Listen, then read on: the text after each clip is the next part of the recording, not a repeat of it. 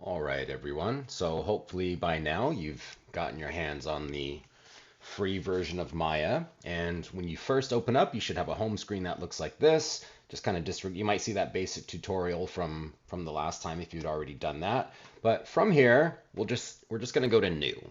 Okay? I'm not going to save that. And I'm going to try not to make these videos too long. I'll try to chop them up and make them smaller videos so you don't have, such long videos to watch. But there, you can expect kind of a lot of these videos here. So the first thing I would just want to do is just go over a general sense of the user interface here. I know it looks really complicated, but just to break things down a little bit, we're obviously going to be going through these as the semester goes through. But at the top, you have your menu bar, right? Nothing special there. Here you have a menu set where you can change between different functions that Maya will do. And you can see that as you change, your menus are going to change too, right? So if we're doing rigging, which is, animating characters, modeling, effects, things like this, all of those menu bars are going to change, okay? We have various save options here, various snapping options here. These are different rendering options here, but this whole tab of icons here, this is called your status line, okay? So your status line here. And then here you can see all these individual tabs. These are called our shelves, right? So each shelf will give you a list of different tools that we can use, right? Okay, and let's see, coming down in here, we have our toolbar here, right? Various selection tools, different ways to move and navigate around Maya. Okay, we have our viewport here, right? Our main viewport, and then we have viewport menu items here, and these will control how we're viewing the scene. Okay, we have our channel box here, and the purpose of the channel box is anytime you select on an object, all of the various parameters of that channel box will pop up. So different attributes such as the opacity, things like this, transformation options. We have a layers tab here, and if you're familiar with Photoshop, this works much in the same function, right? It just kind of gives you a hierarchical order of your different objects. Okay, we have our time slider here. When we start doing animation, this will make more sense, right? Basically, these are frames. These are animation frames here, okay? This is our range slider, right? So this lets us move through the time slider, right? Right now it's set to 200, but you could set this to anything you wanted. So 1000, right? And you can see the time slider will go to 1000. And these are each a frame, right? These are each a frame. We have our frames per second here. This is set at 24 frames per second. This is for television and film, but obviously, if those of you that are gamers, right, you're probably more familiar with this, 60 frames per second for most video games these days. But for now, we'll leave that on 24, okay? These are our playback controls for animation. Play, fast forward, rewind, go to the end, go to the beginning.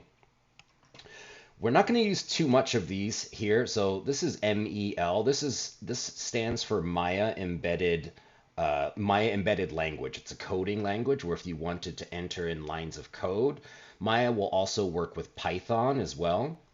And then the script editor here, so this lets you put in one code at a time, but if you go to script editor here, you can put in multiple lines of code, and again, in MEL or Python. Like I said, this I wouldn't really worry about, where I don't anticipate we're going to get into that, but this is just letting you know what everything is. And then you see this right here, this is your help bar, right? So anytime you scroll over anything, right, you see that help line, that help bar will tell you what that tool does, right? So that's really helpful just to have that here.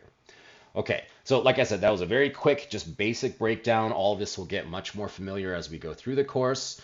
And the second thing I wanted to show you in this video is I just wanted to show you basically how you want to go about saving and creating your files, right? So anytime you're doing anything, anytime you start one of our projects, right? You don't have to do this for the exercises because those are quick and they're probably not going to require a lot of outside source material or textures or things like that. But what you want to do, this is how I would like you to set up for your projects, right? So you're going to want to come to File, and you're going to come to Project Window.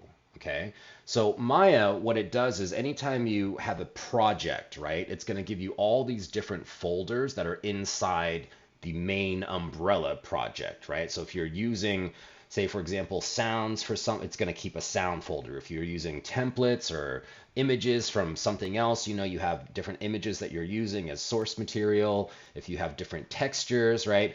It needs to all be saved under one umbrella file, because if you tried to open this file without these support files, Maya wouldn't know where to look for those things. So what you want to do is just go to New, okay? And here, so you can't use any spaces, right? So here, I would just do your name, like I was already kind of playing around with this earlier, but I would just do your name and then Maya, underscore Maya project 1 or something, right? For the first project.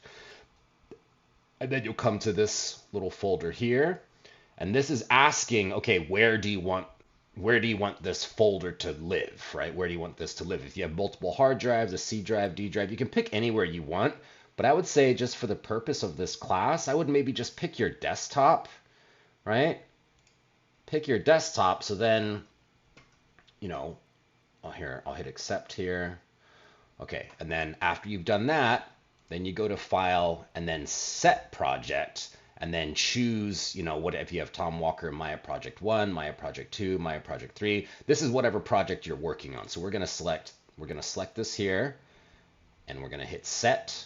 So now Maya goes, okay, I'm locked into this folder, and you can see I have it on my desktop right here, Tom Walker, Maya Project 1. So it's there, it's ready for me, and that's what you're going to want to do for each of your projects. So you can open these all up independently and work on different projects at a time. And I'll just show you. So when I open this folder, right, it has all of these subfolders, right? Now they're empty. There's nothing in them.